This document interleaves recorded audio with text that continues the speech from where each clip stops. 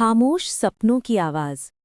झारखंड के एक छोटे से गांव लोहारी में रहने वाला अमन बचपन से ही थोड़ा अलग था। जब बाकी बच्चे कंचे खीलते या तालाब में तैरते, तब अमन अक्सर पुराने बरगद के पेड़ के नीचे बैठकर आसमान को देखा करता। उसकी आंखों में सवाल होते थे, क्या जिंदगी बस यहीं तक है? अमन के पिता एक साधारण किसान थे, मेहनती, ईमानदार, लेकिन हालातों से थके हुए। माँ घर संभालती थी और अमन को पढ़ाई के लिए हमेशा प्रेरित करती थी। बेटा, पढ़ लिख कर जाओगे तो हमारी तरह मिट्टी में नहीं घिसना पड़ेगा, माँ कहती।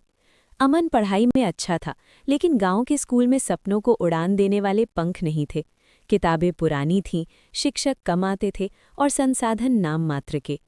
फिर एक दिन गांव में एक सरकारी अधिकारी आया। उसने बच्चों से पूछा, कौन बड़ा आदमी बनना चाहता है? सब ने हाथ उठाया, लेकिन अमन चुप रहा। अधिकारी ने पूछा, बनना चाहते तुम नहीं? अमन बोला, बनना चाहता हूं सर, लेकिन पता नहीं कैसे। उस अधिकारी की आंखों में कुछ चमका। जाते जाते उसने अमन को एक पुरानी लेकिन कीमती किताब दी, सपनों को सच कैसे करें। यही किताब अमन की जिंदगी का मोड़ बन गई। संघर्ष का सफर। अमन रोज खेत में पिता की मदद करता, रात में लालटेन की रोशनी में पढ़ता। कई बार नींद से आंखें बंद हो जाती, लेकिन किताब बंद नहीं होती। गांव वाले हंसते, पढ़ लिखकर क्या कलेक्टर बनेगा? हमारे गांव से कोई आगे नहीं गया आज तक। ये बातें अमन को तोड़ती नहीं थीं, बल्कि और मजबूत बनाती थीं। 10वीं के बाद उसे शहर जाना पड़ा। पहली बार बस, पहली बार भीड़, पहली बार अकेलापन। शहर ने उसका स्वागत तानों और मुश्किलों से किया। कभी पैसे खत्म, कभी भूख, कभी कमरे का किराया, लेकिन हर रात वो खुद से कहता, अगर आज रुक गया तो कल भी यहीं रह जाऊंगा। असफलता और उम्मीद। पहली बार जब उसने प्रतियोगिता परीक्षा दी, फेल हो गया। दूसरी बार फिर फेल। तीसरी बार नाम बहुत पास था, लेकिन चयन नहीं हुआ।